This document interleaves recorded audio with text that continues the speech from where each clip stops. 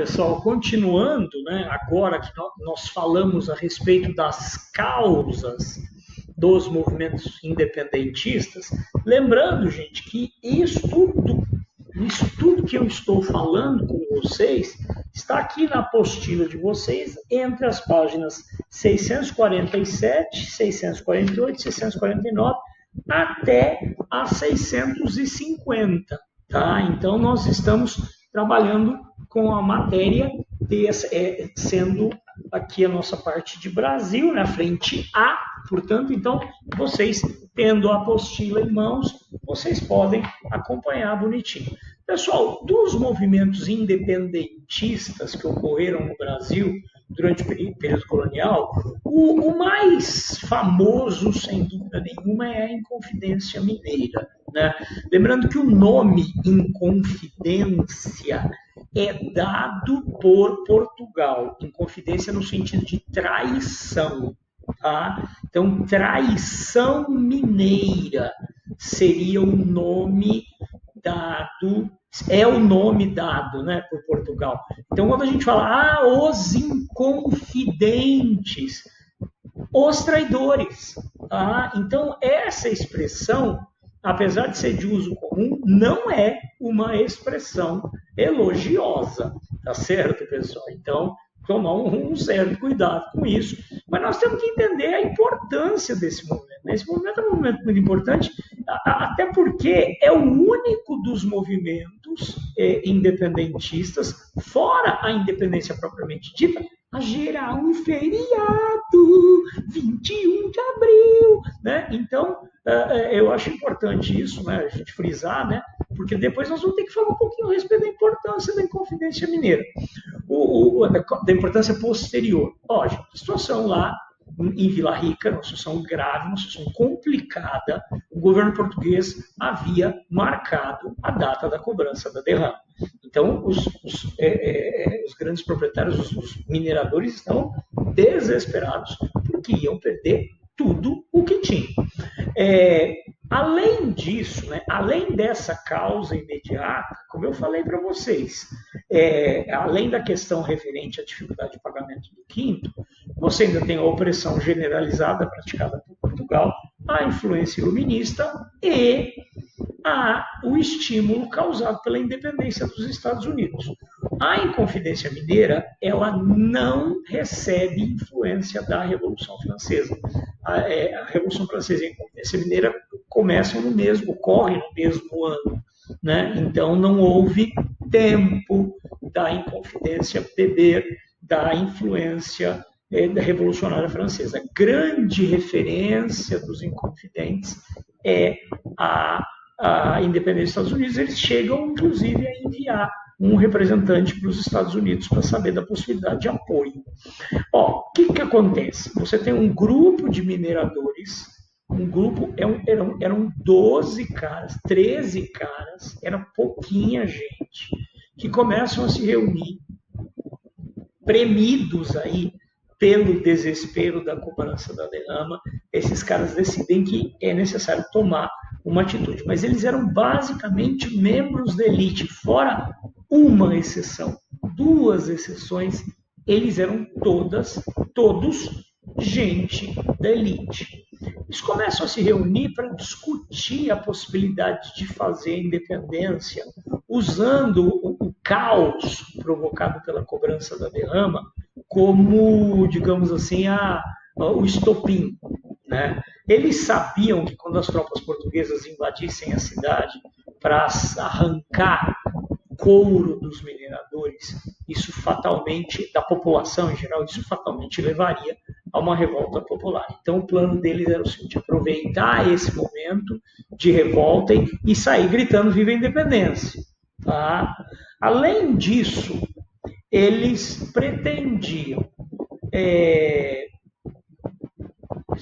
estimular a indústria, eles não explicam como, fundar uma universidade, o que revela a influência do pensamento iluminista.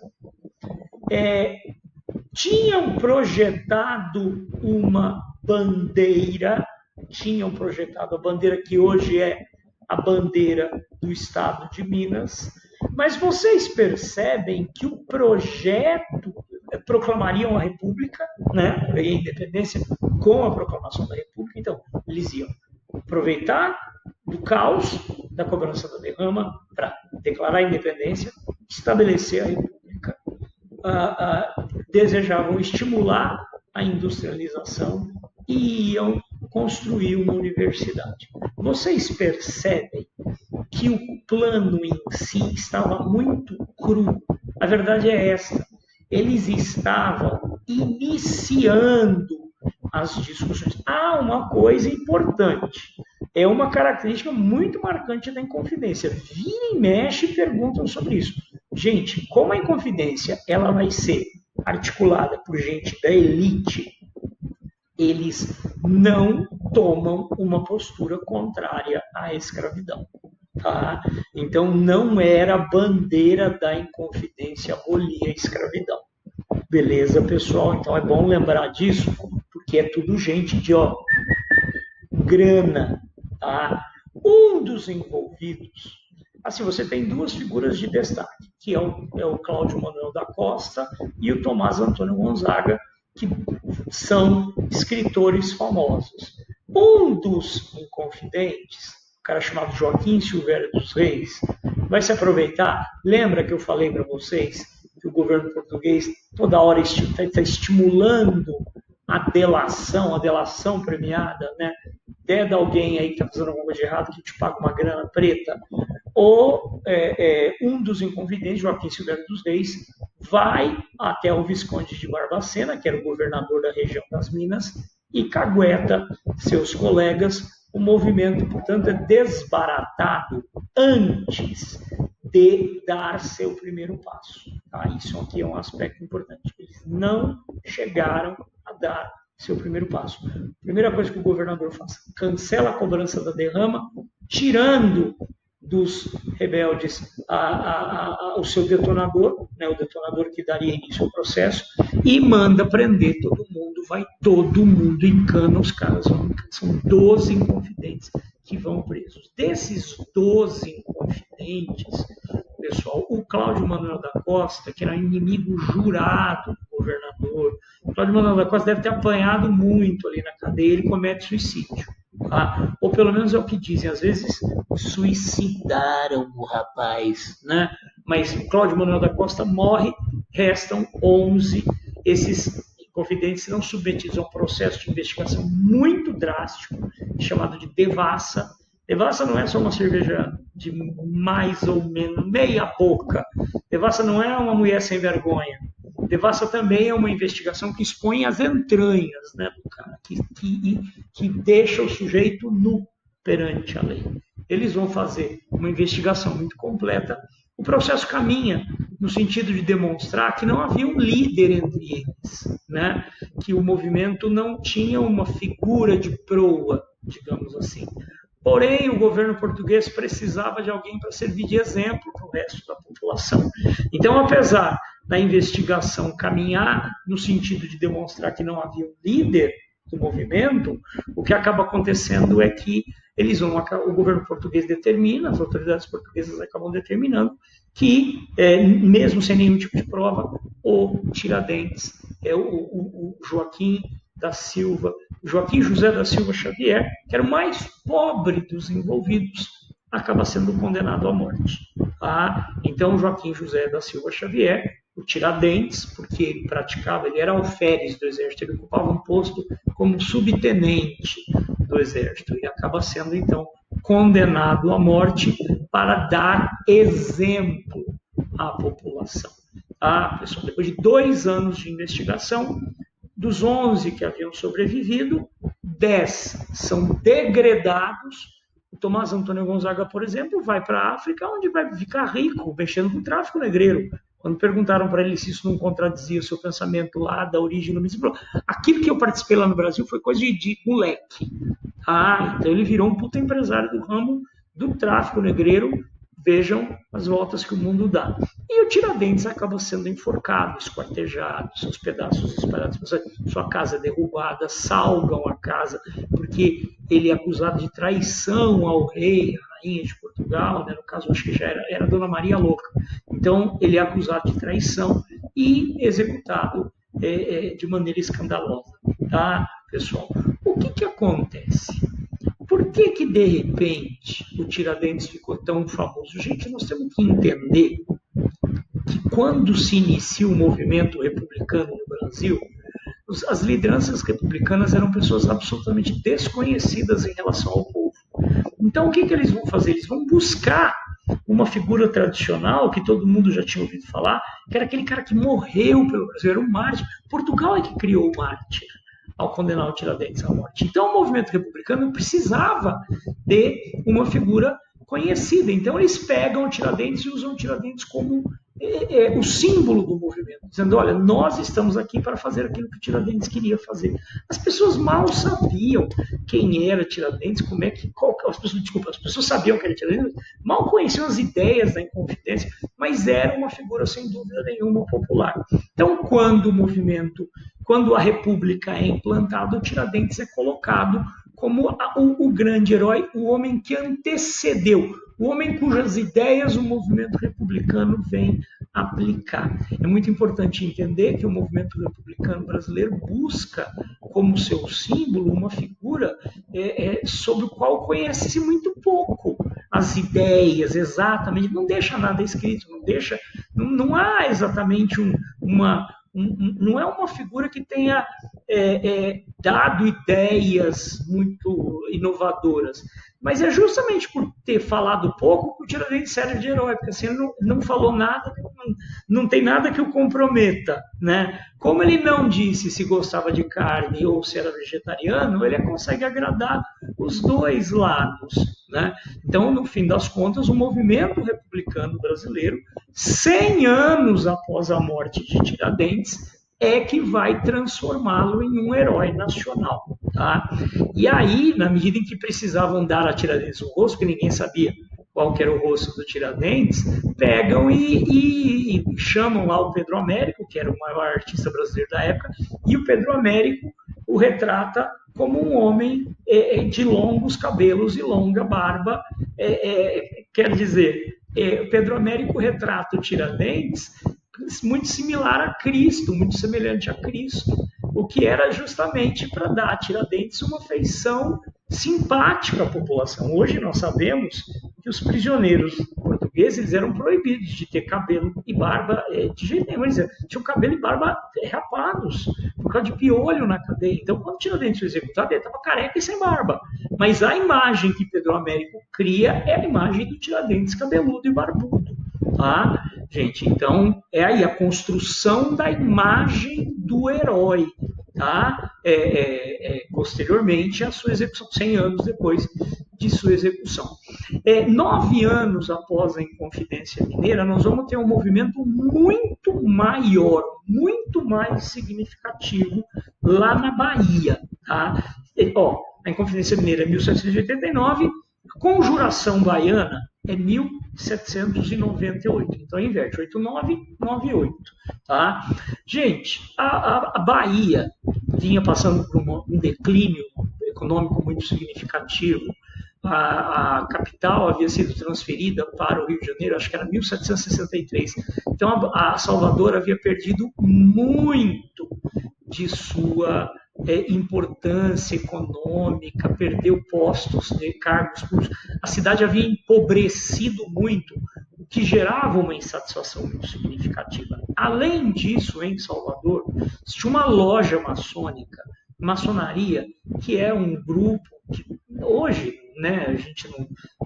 Hoje eu não conheço, tá? Mas a maçonaria surge como um centro de difusão de ideias iluministas. A maçonaria era inimiga mortal da monarquia absolutista e da Igreja Católica. Tá? E havia uma loja maçônica muito forte lá em Salvador, chamada de Cavaleiros da Luz. Esses caras começam a articular uma rebelião para fazer a independência em relação a Portugal. Agora, esses caras, eles foram muito mais habilidosos no sentido de fazer as coisas na moita, até porque lá em Salvador você não vai ter essa estrutura de delação tão sofisticada quanto lá na região das Minas. Então, eles conseguiram gestar o seu processo durante meses. E aqui, pessoal, eles têm a conjuração baiana, ela é muito mais pé no chão do que a Inconfidência. Já cansaram de pedir para fazer a comparação entre conjuração e Inconfidência. Os dois movimentos são independentistas, os dois movimentos são republicanos, mas enquanto a Inconfidência é um movimento de elite, de um pequeno grupo de membros da elite, enquanto a Inconfidência Mineira não propõe a abolição da escravatura, a conjuração baiana vai se espalhar pela população pobre de Salvador, vão acabar sendo centenas de pessoas envolvidas, e o que vai acabar acontecendo, e o porquê da conjuração baiana ser tão atrativa, porque ela fala abertamente na abolição da escravatura. Era bandeira da conjuração baiana a abolição da escravatura. Tá certo, pessoal? Então, é um movimento muito mais sofisticado, muito mais avançado que a Inconfidência Mineira, tá, pessoal? Eles chegaram, inclusive, a dar um passe, enquanto a Inconfidência bebe da influência da independência dos Estados Unidos, a conjuração baiana, ela pega já a influência da Revolução Francesa. A conjuração baiana e vocês que já estudaram a Revolução Francesa, nós vamos estudar isso de novo, não tem problema, mas vocês sabem que tem uma turma lá na Revolução Francesa que são chamados jacobinos, que era uma turma nervosinha, né? Então, você tem uma influência jacobina bastante significativa. Os inconfidentes, os conjurados baianos se organizam, preparam um chamado à população, né? Preparam um cartaz, produzem panfletos e cartazes, espalham esses panfletos e cartazes pela cidade de Salvador. Então, de repente, as autoridades portuguesas só ficaram sabendo da existência do movimento quando os rebelados se manifestaram, quando veio o chamado à revolta. E aí foi um pega para capar.